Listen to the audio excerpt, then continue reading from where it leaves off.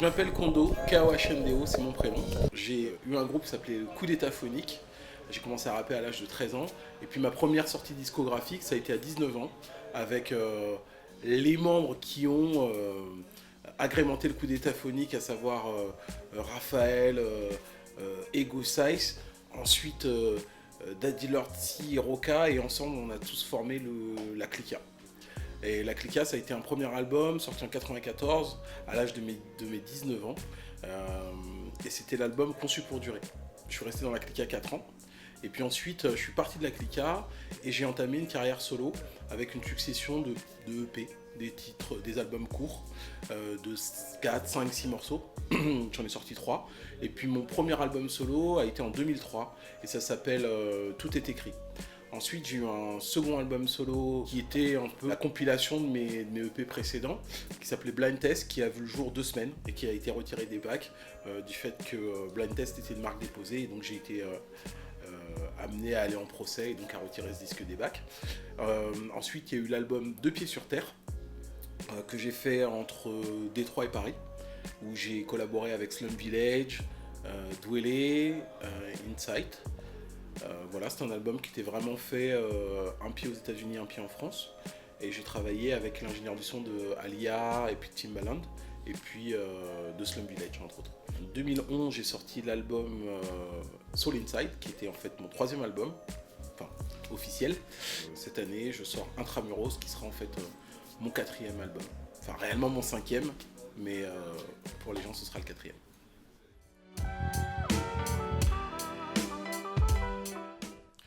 Intramuros, contrairement à ce que les gens pensent, n'est pas une histoire qui concerne Paris.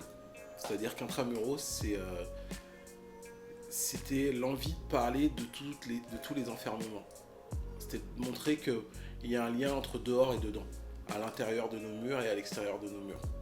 Et après 8 ans de travail en milieu carcéral, c'est-à-dire que j'ai mis en place des ateliers d'écriture, de composition, des studios d'enregistrement, notamment au centre de détention de Poissy et de Châteaudun.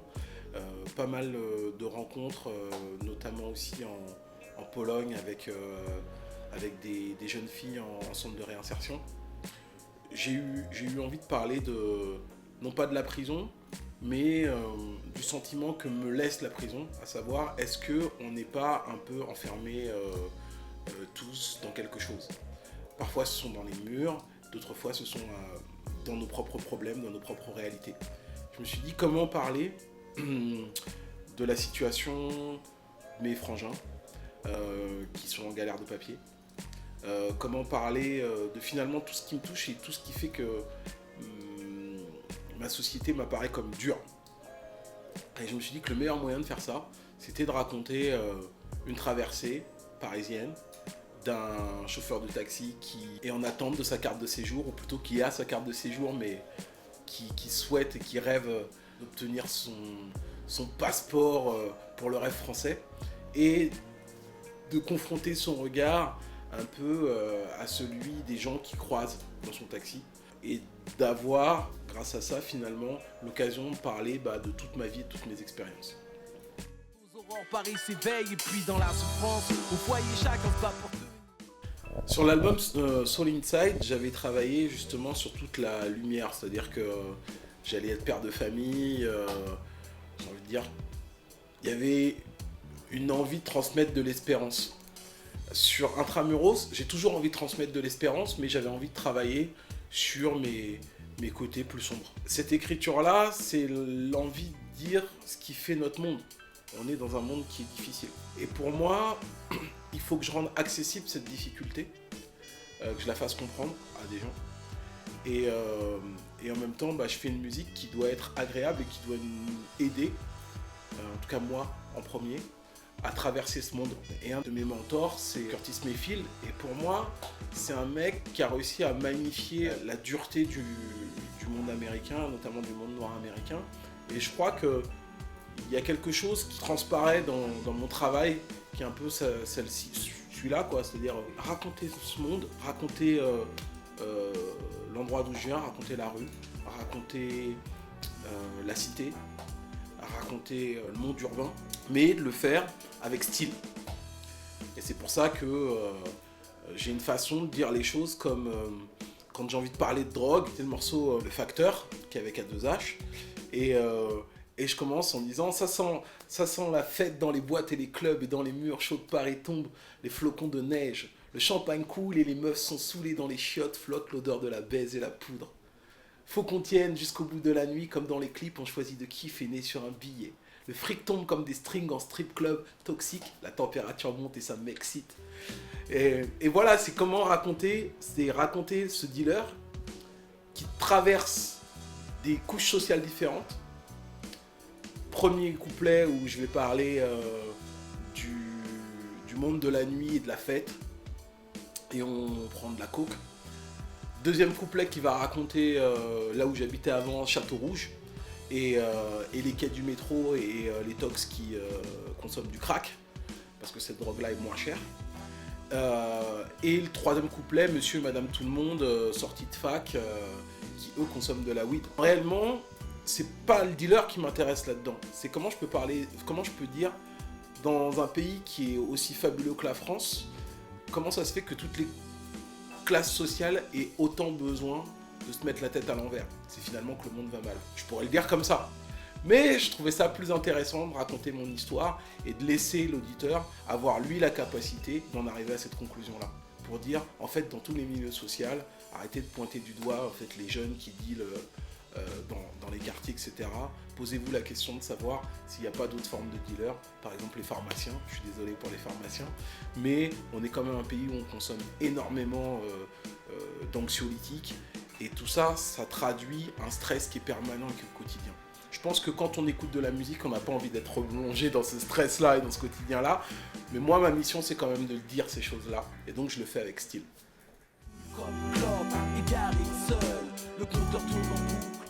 Mais c'est vrai que quand j'écris, je suis à poil.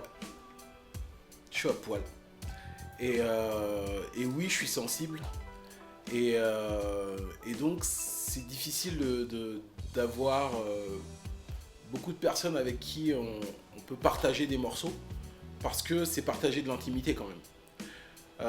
Par contre, dans ce milieu, il y a énormément de talent.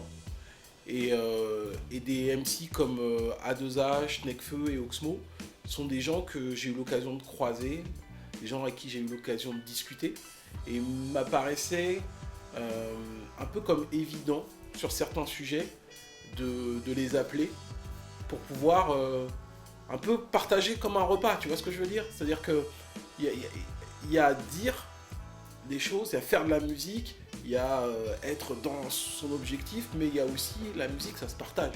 Partager la musique, c'est meilleur quand c'est partagé, quand c'est écouté par les gens. Et donc, il y avait certains sujets où j'avais le son, je me dis, ah, ça c'est à deux, j'appelle à deux. Il y en a d'autres, il y en a un autre, je me suis dit, Nekfeu. Parce que par exemple, le travail avec Nekfeu ou à deux, pour moi c'était important de montrer qu'il y avait un lien entre les générations. Et que dans un monde où on a l'impression que chaque génération veut tuer la précédente. En France, eh ben, faut savoir que c'est vachement plus fort quand on construit avec la génération précédente. Là où les pères jouent réellement leur rôle, sont des appuis, et où les enfants vont aussi devenir eux-mêmes des pères.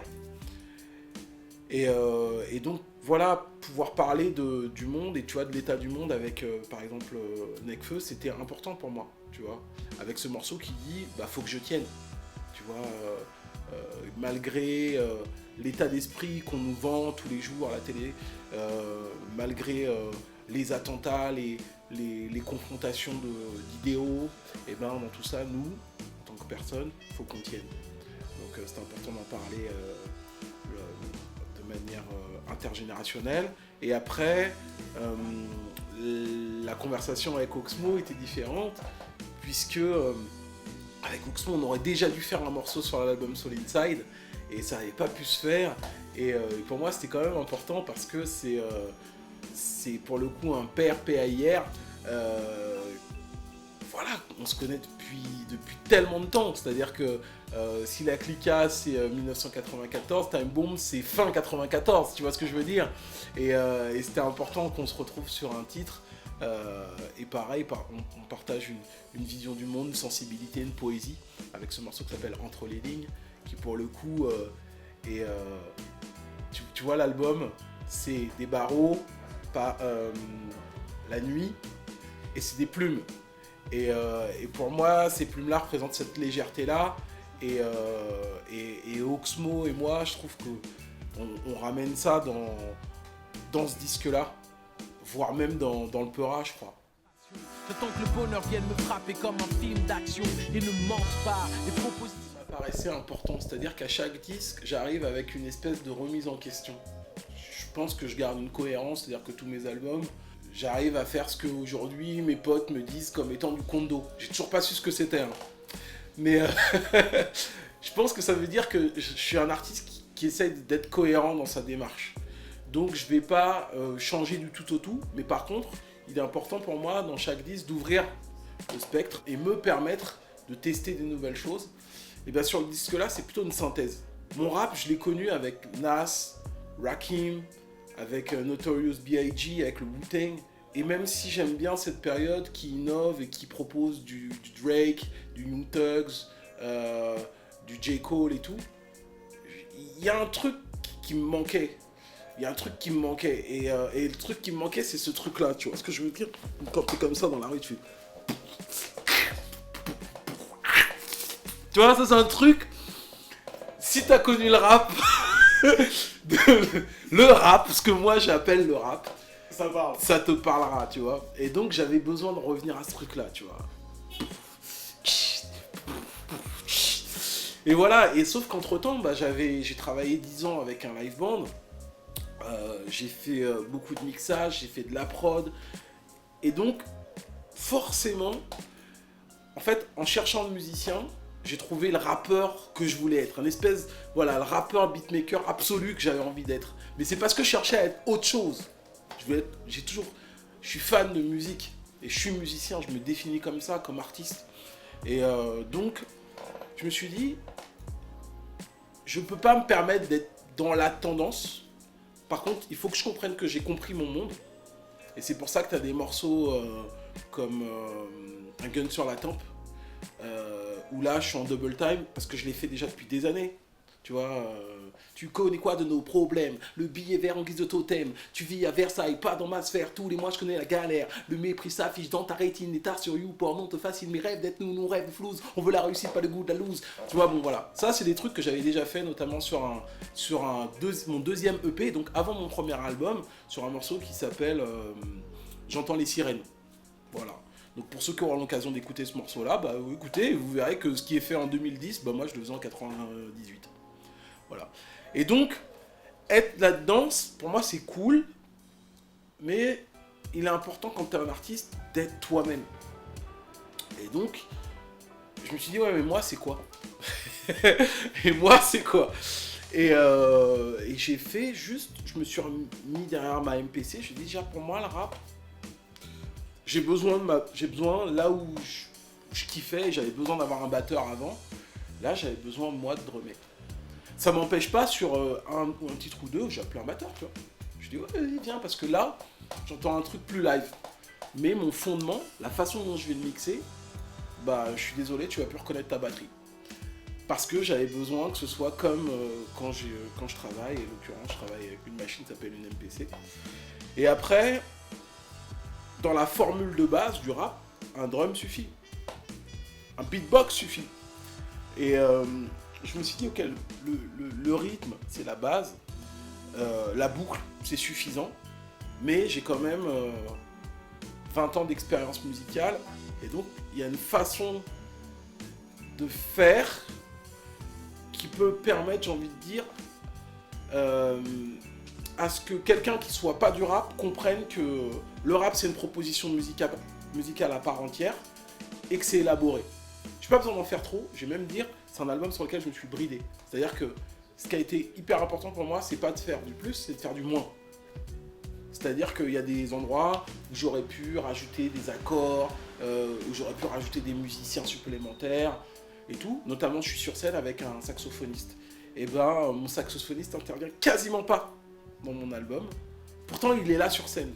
c'est pas que et c'est juste parce que ça allait être trop si je voulais atteindre le hip-hop que je voulais atteindre. C'est-à-dire que si je mettais cet ingrédient supplémentaire, et ben là je suis dans le hip-hop et là j'y suis plus. Moi, dans les morceaux qui m'ont marqué, je pense à Gangstar en particulier et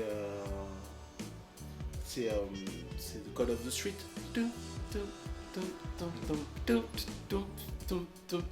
Voilà. Juste un beat, un sample et roule ma poule. Et ça c'est magnifique parce que effectivement le rappeur il fait tout. Et puis pareil dans cet album là, dans Intramuros, il y a le retour des scratchs. Le retour des scratchs. DJ XYZ, DJ Nels et DJ Jazz. Et ça m'a fait du bien aussi, tu vois ce que je veux dire? Il y avait un moment, en fait ce disque là je l'aime vraiment, comme tous mes disques, chacun a sa personnalité, mais parce que il y a un moment j'ai retrouvé des trucs, ça me rappelle la bouffe de chez maman. Tu vois, il y a un truc, tu peux aller dans des grands restaurants, des machins trucs, mais il y a un moment, t'as besoin de retrouver ton truc, tu vois, qui te rappelle d'où t'es, tu vois ce que je veux dire? Mais je pense qu'Intramuros, il a ce truc-là. Et c'est vrai que, disons que c'est la bouffe de chez maman, mais maman, elle a pris des cours de cuisine supplémentaires avec quelques petits chefs, etc. Donc il y a 2-3 petits trucs supplémentaires qu'elle vient rajouter. Mais fondamentalement, on est là. Alors là, je viens juste d'intégrer un nouveau tourneur, ça s'appelle P-Box. C'est ma boîte pour tourner et avec laquelle je vais travailler pour faire des concerts. Mon premier concert sera le 4 février à la Favela Chic. Et puis il y aura un concert au mois de mars. J'ai pas encore la date et l'endroit. Mais vous pouvez suivre toute mon actualité sur la page fan de Kondo, Facebook, KOHNDO, le Facebook Kondo. Et bien sûr, moi je peux pas exister si les mooders ou bien les auditeurs m'accordent pas leur soutien. Et pour ce faire, si vous avez l'occasion, c'est écouter le disque sur lafnac.com et bien sûr, s'il vous plaît, eh bien n'hésitez pas à le commander, l'acheter. Ceux qui écoutent du MP3 ou du AAC, machin truc, il est sur iTunes. Et puis pour les amateurs de vinyle, il est à la Fnac. Pour les amateurs de CD, il est à la Fnac ou sur Amazon. Voilà, Kondo, KOHNDO, c'est mon prénom. J'ai mon site internet aussi, kondomusic.com. Et puis bien sûr, j'ai aussi ma page YouTube, youtube.com/kondo, KOHNDO. Aussi simplement que ça. La mélodie m'inspire quand la lumière se part. La mélodie m'inspire quand le jour se part. N'hésitez pas à m'envoyer un petit message, que ce soit sur Facebook ou autre, sur Twitter. Quand vous venez en concert, venez me voir, dites-moi je suis un moodeur et tout. Et je vais vous mettre bien, vous inquiétez pas. Merci les gars. Peace.